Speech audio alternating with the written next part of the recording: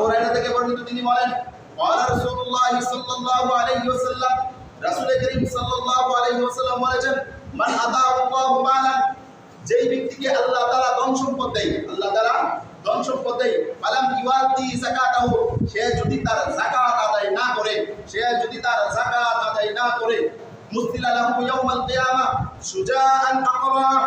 লাহু যাবিবাতান ও কিয়ামতের দিনে তার ধন সম্পদকে সাপের আকৃতিতে বিষাক্ত সাপের আকৃতি দান করা হবে এবং এই বিষাক্ত সাপটা কেমন হবে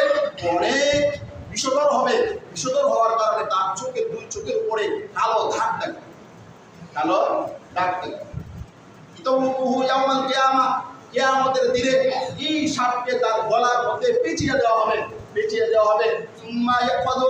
বিলিসমাতাইহি এবং এই সাপটা ইয়ানি সিফাইহি তার দুই গালে